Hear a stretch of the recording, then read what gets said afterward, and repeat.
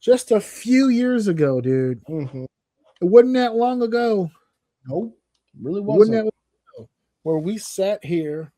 I believe it was before the WrestleMania 40 roundtable, where you and me, Steve and Joe and everybody involved sat here and we had the conversation. We said, how about we just give Cody a chance? Let's just see how it goes. And I think for the most part, I think everybody can agree that it's had its ups, it's had its downs, but for the most part, he's been good for the company. He's been good for business. He's been doing his thing. Up until Friday. Up until Friday, when all of a sudden, let me take a step back, he became Cody Hogan, baby. That's it. What? Drew McIntyre versus Randy Orton at WrestleMania? That doesn't work for me, brother. No, sirree, Bob. He's gonna stay. There's photos right now of him holding the belt, and they gave him the Fu Manchu with the bandana like that. And he's got the Cody Rhodes competed against Drew McIntyre for the WWE Championship this Friday and defeated him for the title. They're setting up Drew McIntyre. It looks like Drew McIntyre and Jacob Fatu, and this sets Cody up now to be the opponent for Randy Orton at WrestleMania for the WWE Championship. I will not refer to it as undisputed since it's disputed as fuck. We're not going to refer to that. But first and foremost, right out of the gate, we're gonna hit it strong right off the top, Dave. Thumbs up, thumbs down. What do you think of the call just right off the bat of changing the title? We'll discuss everything, but starting right there, was this a good idea or a bad idea for that title to change hands this quick? I feel like they screwed McIntyre again. There it is. We screwed him again, man. I don't understand why he doesn't get the WrestleMania moment right now. I don't understand why it goes back to Cody Rhodes. Why are we getting Cody Rhodes and Randy Orton? Well, there is a tailor-made story there. I don't care. And yet still this feels... I don't give a fuck what storyline you're going to drive here. This doesn't make any sense. There's no reason why, aside from Cody sells merch, that he is going to main event the first day of WrestleMania. As the champion, by the way. Yep. He lost the Rumble. He lost the Chamber. You can argue that the interruption was the reason why they had the match. He lost the 3 stages of hell. That's how the stipulation happened. That if he lost 3 stages of hell, he'd never get a shot against Drew again until they gave it to him again. But so he lost 3 matches in there. Even without that interference going into the match, with us not even anticipating, I didn't see anyone say anything about McIntyre coming in and messing up that match. I don't think Cody was the favorite to win that. It was a chance. Yeah. But I don't think it was an overwhelming feeling that this was something that Cody needed to do. I think there was a slight to have him not win that chamber. I know on this podcast there was. Yeah. And for them to have forced Drew to drop this belt. You can see it on a SmackDown too. Right on the road. It must be a gut punch to be on the last exit of the road to WrestleMania and you drop your belt on a regular televised episode. And they tried, I will give them credit. They tried to make that a bang fucking match.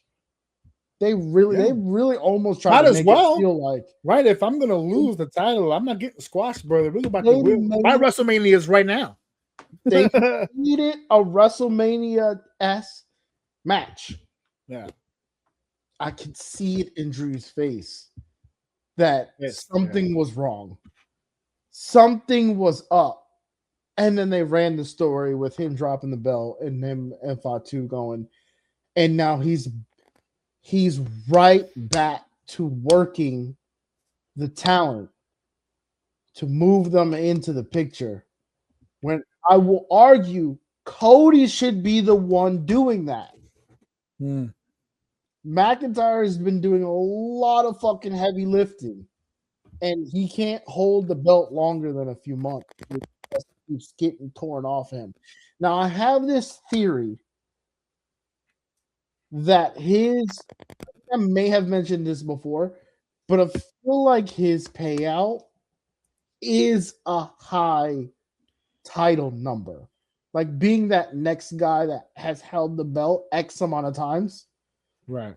I feel like his run is going to end with him being 6, 7, 8, 9 time, 10 time champion. Okay. I feel like that's what his payout might be.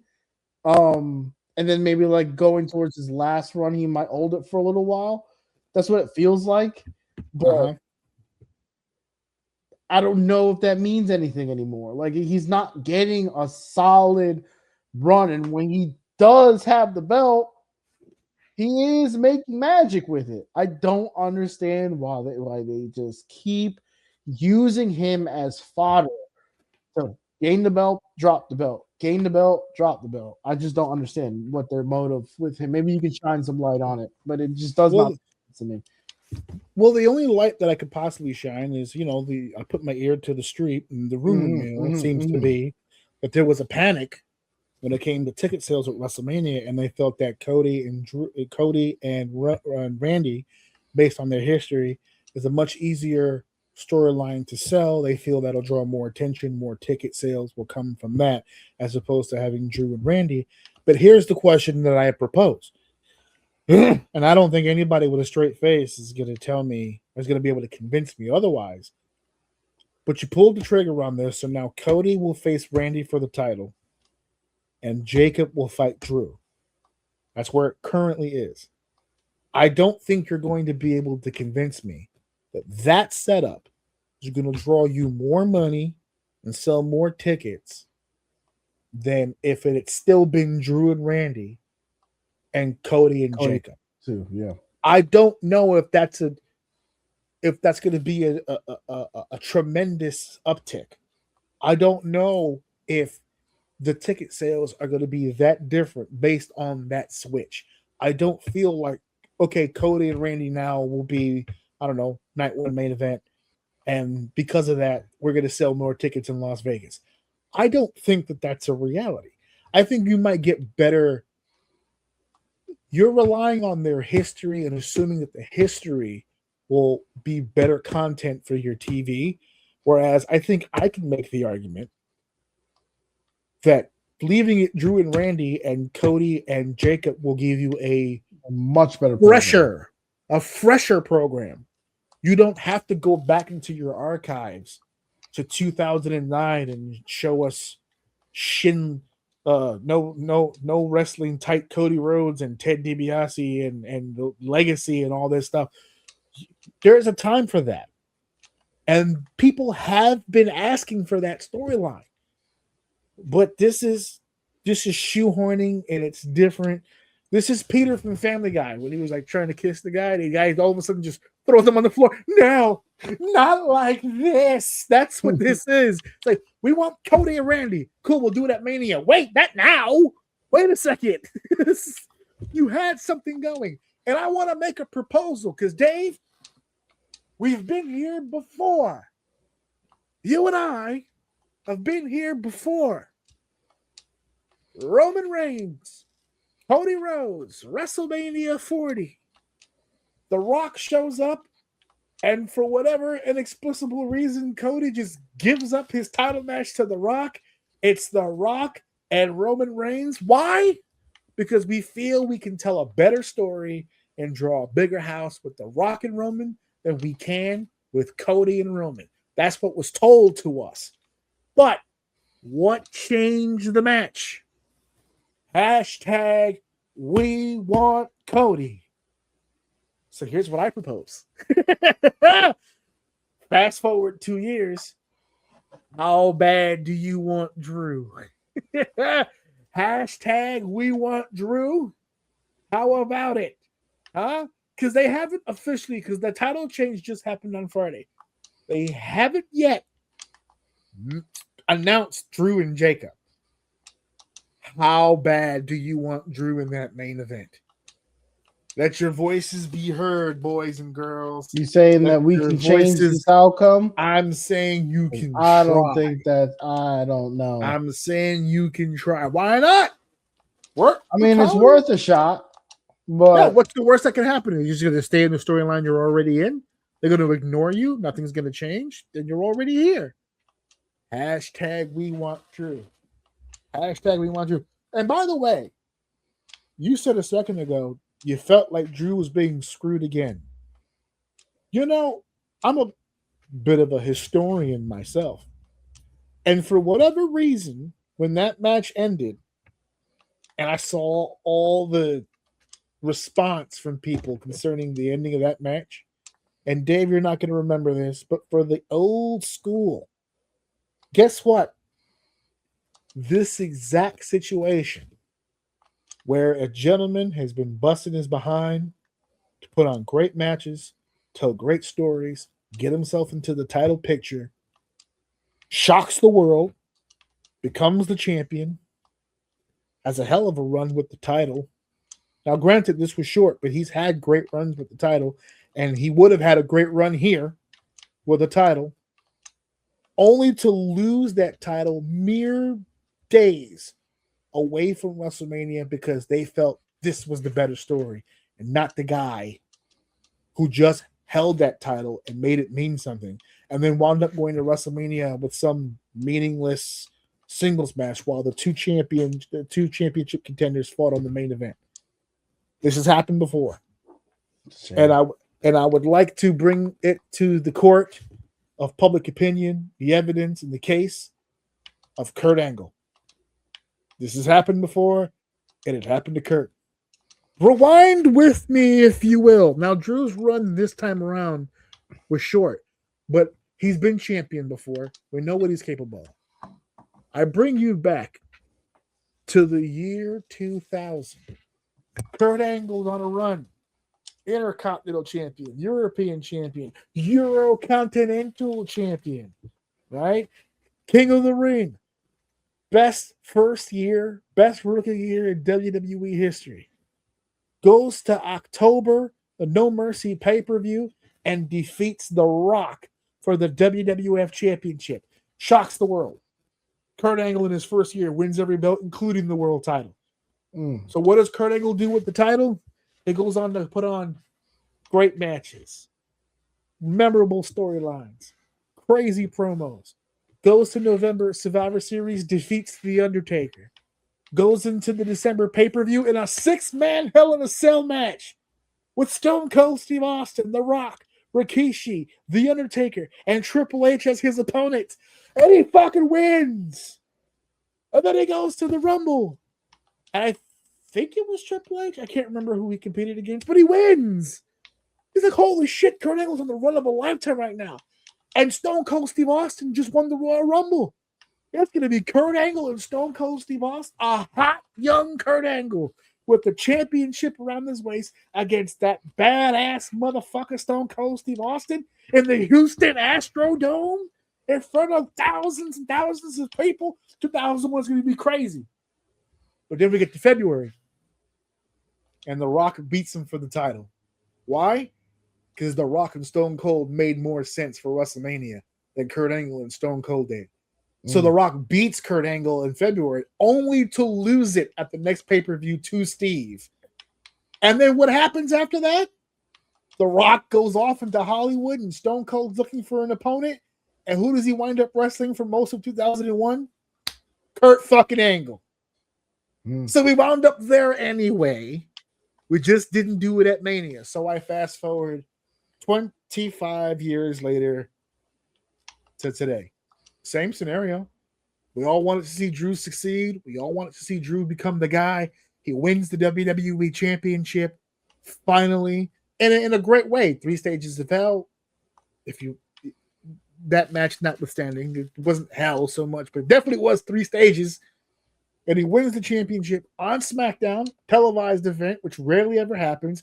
made news, made headlines, got the clicks, the likes, and the shares. Tremendous. Already foregone conclusion he's going to Mania. We just need an opponent, and then here comes Randy Orton. And I don't know about you guys. Drew and Randy Orton sounds good to me. I'll take it. And then here we go. Cody Hogan. Because this storyline makes better sense for WrestleMania. And I bet you history will repeat itself. Regardless of who wins that match between Cody Rhodes and Randy Orton, as soon as WrestleMania season has passed, Drew's going to be right back in the ring with those guys anyway. This decision was made solely for WrestleMania, and I cannot tell you that it makes any bit of a fucking difference. I don't think ticket sales would have changed either way, because the problem with the ticket sales isn't the card, it's the prices. It's the prices. You're pricing people out in a town nobody wants to go to. Even without WrestleMania, have you seen the headlines? Have you heard the news? Vegas is dying. There's not a lot of people going to Las Vegas, and for the people who are going to Vegas, all I keep hearing is the disappointment, because Vegas is becoming now, due to low attendance, not a lot of people spending money at Vegas anymore. It's becoming more family friendly. Every time people go over there, they keep talking about how they see families there now. Gone are the prostitutes and the drugs and all the things that made Vegas. I'm seeing a reoccurring theme this spot about all the bad shit going away. Yes. Remember, they used to call that place Sin City. What happens in Vegas stays in Vegas. Yeah, now what happens in Vegas is all you can eat buffets and vouchers for the kids. So good. Oh my God. The chicken. the chicken. The chicken. I don't know, man. It's the tickets. It's not the goddamn storylines. You're not going to sell more tickets regardless of who's on the card. You'll sell more tickets if you can make the tickets more accessible to people. It's already WrestleMania. It's already Allegiant Stadium. All the cards and all the stars are aligned. You're just pricing people the fuck out. It really is as simple as that. They're trying to book the strongest card they can book because the tickets won't sell themselves. And then on top of that, their top stars are all getting hurt. So they don't have full access to their roster. They're in the middle of the fucking desert in a building that is hard to sell because they're already overpriced. And it's not just the building. A lot of people got to get there. Flying is expensive. Boarding is expensive. Yeah, food is expensive. It's all the flight there alone last time they were there, when we were considering it, would have cost me like a couple thousand or $1,000 round trip, like some crazy shit. That's just travel. Yeah, I'm not even talking about the money I got to spend to get to the airport. Like, it's insane. I mean, we're not even talking tickets. To sit in there, yeah, we're not even talking tickets. You know, the food and bev in that place is going to be ridiculous. $20 beverages. Outrageous. And that's only if you fly to WrestleMania, do WrestleMania, and fly the fuck out of Las Vegas to go back home. Oh, yeah, don't get caught up actually doing shit. Yeah, you can't actually do shit there without spending even more fucking money. You're not going to be able to hit a casino up flat broke. You got to spend money to make money over there in Las Vegas. That last number they did was really, really, really big. But, I mean, I know it doesn't feel that long ago, but... And I hate to beat a dead horse. There's a lot of difference. No hoes. I mean, that was the whole draw to the goddamn city in the first place. Or alcohol. Yeah. Look, alcohol's at an all-time low. They're not... There's nobody getting alcohol anymore. We can't even export the fucking shit anymore. It's crazy. God damn it. So the solution is right in front of your fucking face. If you want to sell the fucking building out, lower the fucking ticket prices. Until then, you're gonna struggle. There's no one on this card, and I'm not saying you don't have stars. I'm not saying you don't have draws, but there's no one on this card that is a lightning bolt that will just set the ticket sales on fucking fire. Why do you think they're calling Roman back? Roman was just saying this on an interview and got killed for it. Yeah, you know what? Based on the card that's there, take Roman off that card and tell me that feels like a WrestleMania show. I mean, what Punk is doing right now, but Punk is not enough by himself. We're gonna get into. Listen, I'm trying so hard not to blow my load before we do the actual fucking WrestleMania live conversation. This program between Punk and Roman started off dope. We're teetering now. I don't understand what the fuck that was last night. I don't understand what the fuck that comment was about the dad, because that's all anybody can talk about. It does have people talking, I'll give them that, but it's not just about shock value. You have to end up somewhere. And all I keep seeing is the potential heel turn for CM Punk, which I'm not 100% opposed to, but everything has to go to a place. It has to go somewhere. So I'm going to let him cook. We still have several weeks. You say what you want. He He snuffed that. He snuffed him for real. I ain't gonna hold you. Oh, Jimmy? Yeah. Oh no, yeah. No, that's gotta be. He hit him for real. And you could, if you've ever seen someone get punched in the face, Punk's face was like you really. I don't think like he hit him for real. I don't think he hit him with everything he had, but he wasn't trying to knock him out, but he hit him. That was a real hit. I played it back 20 times. That sound, he checked them. That was a check. You that was a pay that you got that off on TV.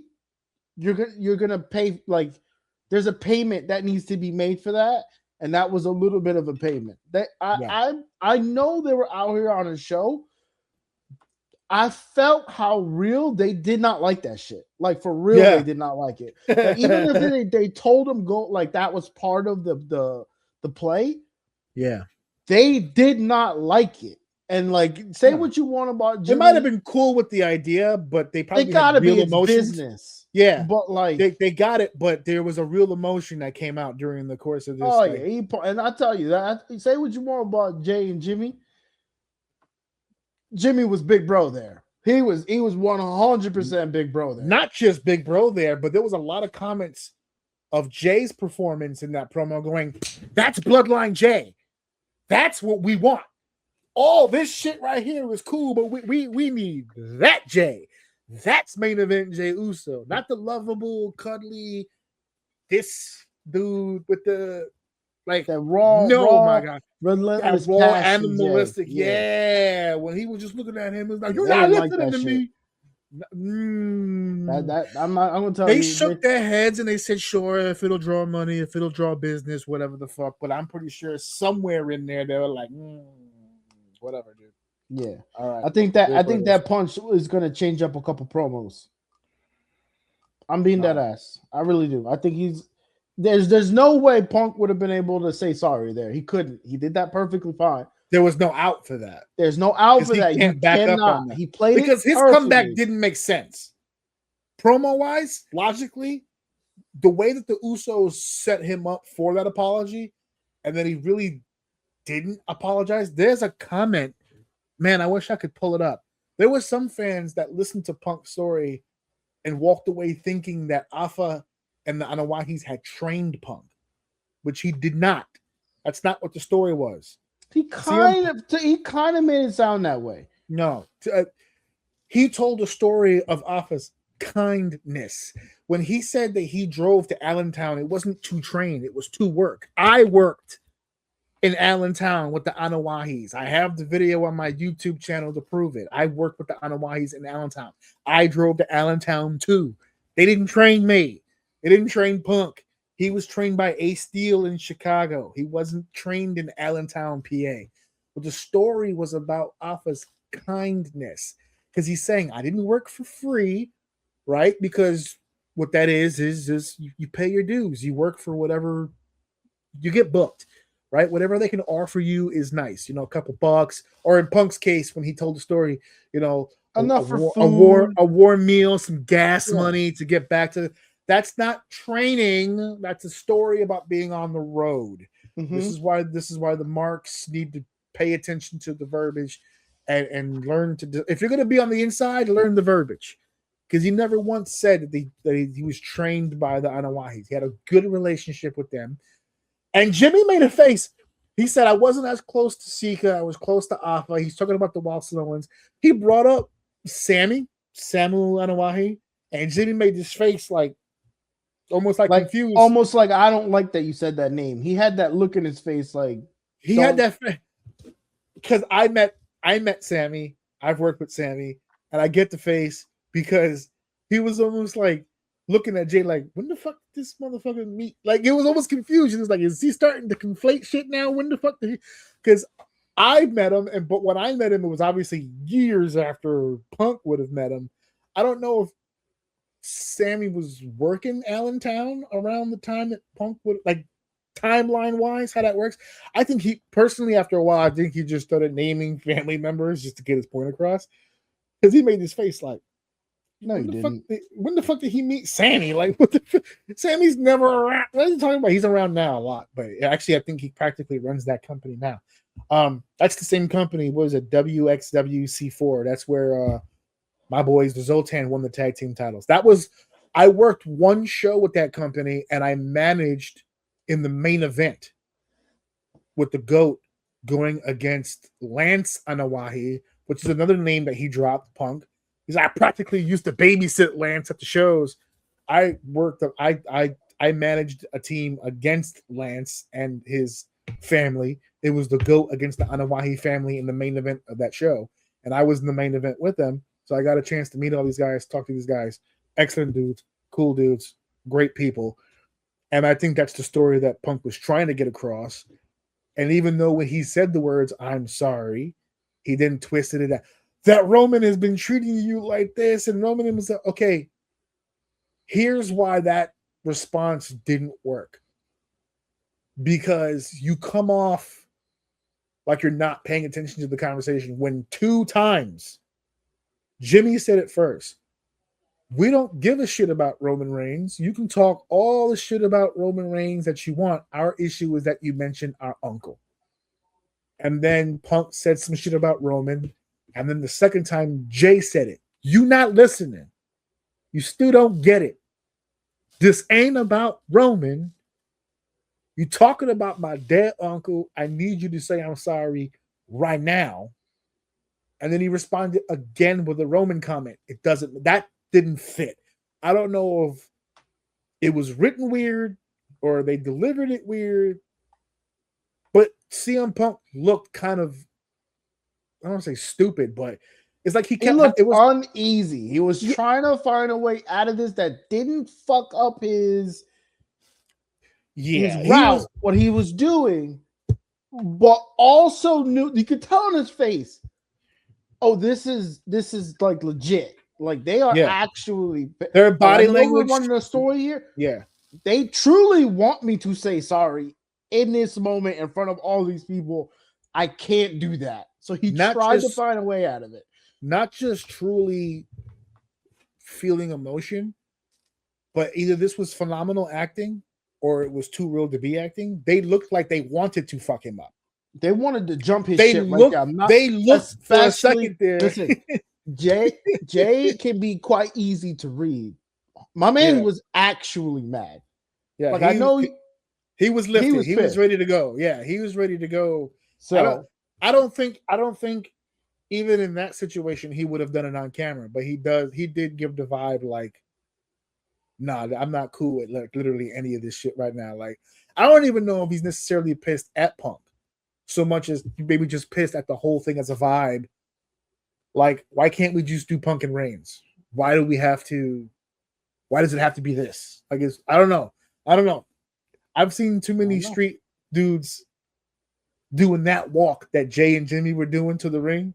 I've seen that walk before. That shit made me nervous. I think it made Punk nervous. 100%. To be honest, the more they responded to him in their tone, the more nervous it looked like he got because they weren't giving him something to bounce off of. When him and Roman were having the conversation, Roman was making comments that Punk could feed off of. There was none of that in this promo. Jay and Jimmy were like, fuck all that. Apologize right now, and then that's it. They didn't say shit else. When they called him Phil, I felt like we were in real territory because although, yes, you can make an argument that Roman said it. Yeah, he's been saying it. But that's, I don't think that he didn't feel them. Yeah, That's not a dumb thing, though. They would have called him Punk. In this atmosphere, in this situation right now, they're, from my understanding, Punk and them are supposed to be cool. Yeah. So there's no reason for them to call him Phil. So when Jimmy called him Phil, when Jimmy said Phil, I was like, oh, these they think they not in a ring right now. They really want it. And when he caught him right here, I replayed it like 20 times. That was a real hit. He did not smack his leg. There was that thud was his forehead. And he looked and Jimmy looked at him like, that was 5%, homie. I could have knocked your head clean off. And it's not done. He didn't apologize, and they don't look like the type of, you know what I mean? So we'll see where business takes us from here. But if they don't build on this right here, to me, this was a shoot. I either they just went out there or whatever the case may be, but that shit felt, God tier acting, because that shit felt for real. Like there was real smoke in that ring. Regardless of how this whole program shapes up, this feud is too good to not be night 2's main event. Oh, so to bring it back to Cody and Randy for just a second, I would definitely think that this is the main event of night 1. 100%. My only issue with this now is they took the belt off of Drew to give it to Cody for the next, I just looked it up here, it's about 5 weeks. And now Drew's going to open night 1. Not so much the opening part, but I mean, I know we're going to talk about it more on the live convo, and maybe our opinions between now and then will change. But as I said earlier, making these decisions, it has to lead somewhere. So do you pull the trigger? Do you give Randy number 15 at WrestleMania and move Randy either to a new opponent or continue this thing with Cody? I don't care where you go, but just for WrestleMania's conversation's sake, do you pull the Randy trigger? To be fair, I would probably give it, if they give it to Randy, then I know what I said about McIntyre, how they're building him up with title counts. Yeah. Orton is the closest thing to breaking Cena's record. I don't think they're going to give him that, though. If he does win it, he's the closest thing to that record. I mean, there's a lot of that's a lot of time. They'd have to write that in. But if they were looking to give that to anyone else, Orton would be that person. Logical choice, right? He'd be a logical choice for sure. Yes. Yeah. So we'll see. We'll see what happens. I don't think that he will, but it would be. I don't want to take it away from Orton, because Orton's going to make this match fire no matter who he was with. I was extremely excited, and so was my wife. She doesn't even watch it that much, but she came in the room and she saw Orton. She's huge Orton. So like she saw Orton had won, and she goes, "Who is he wrestling for WrestleMania?" I said McIntyre. She goes, "Say less." Like, now she's gonna be crazy disappointed when she hears the list guy has the belt. The list, because that's how she refers to him. Every time she tries to make fun of me on something or like whatever, she'll just be like, "Finish the story." That's like her favorite thing. So she's not gonna be happy about that at all.